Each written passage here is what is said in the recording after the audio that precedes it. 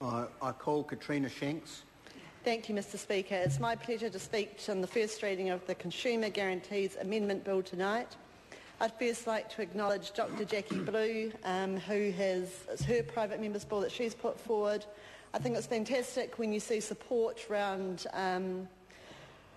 between all the parties when they're coming behind a bill that's practical and everybody sees that there's a gap there and it's easily fixed by Parliament by just a little bit of legislation, a small bill going forward, but which actually makes a big difference to a lot of people that it does affect. I'd also like to say it's great that it's coming to the Select Committee which I sit on. It's coming to the Commerce Select Committee. We're a busy, hard-working Select Committee, but I'm sure we'll find time for this bill. And I'll be interested to see what the submitters have to say around the Consumer Guarantees Bill, and also there's more Consumer Guarantees bills coming for our Select Committee as well, which we're working on. The thing about this bill is it's actually a bill which affects many, many young people in our society. There are over 280,000 online trades a week and over 1 million a month. And I'm sure as a parent like I am and many others out there listening tonight, many of our kids go on Trade Me continually trolling, trying to find that bargain, trying to trade their Pokemon cards, trying to trade bits of Lego. Also, using traders who are professional traders and traders who are like them, other kids just wanting to trade a Pokemon card. And like many parents out there, I drive around the city dropping off these Pokemon cards in other people's litter boxes, which would be cheaper for me to actually buy brand new. But it's all in the spirit of Trade Me and trading and teaching them value for the money that they get. And so there is a loophole on Trade Me in terms of the professional traders, that if you're on Trade Me and you go into and you do a buy now, you're protected currently by the Consumer Guarantees Act. But if you go and you do it by an auction and you're lucky enough to win the auction like my children are, they sit there to the last second pushing in another dollar, and the parents are sitting there freaking out at the next dollar going up and up and up and up Pokemon cards. And most expensive Pokemon cards ever, I've got to say.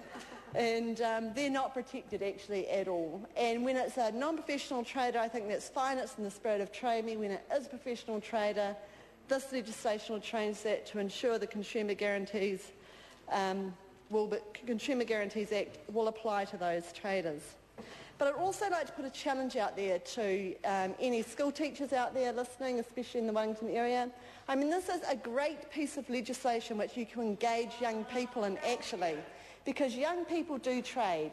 So this would be great for those social study classes to do a bit of a study, because you do governance in your social studies classes, especially in year 10, and how you can actually make an impact by coming in and being a submitter in a select committee in something you are interested in that impacts on your lives, and see how the process actually works. So my challenge out there to the school teachers and to any children who are listening or watching, unfortunately, because they should be going to bed at 8:10. Well, my children should be in bed, it's 8:10, are out there and come along, submit, come before a select committee, because it's something that affects you. Trade Me affects you. And come and have a say and see how our process actually works, because we have a very robust process, and see the outcome from coming in and giving a submission with your friends or as a class project, because we would love to see you in the Commerce Committee. The other area which this piece of legislation, this bill affects, is in terms of extended warranties.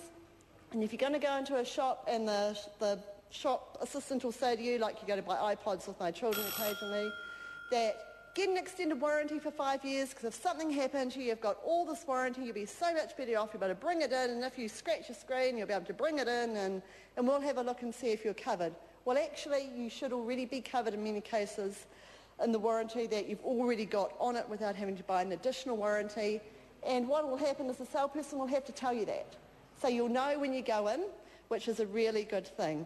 And the other thing is there'll be a cooling off period. So if you get all excited in the shop buying your iPod and you get this extended warranty and you go home and your parents say, that $60 was more than you told me, there's actually a cooling off period so you can go and do something about it. Mr Speaker, it's my pleasure to speak in the first reading of this bill this evening. Thank you.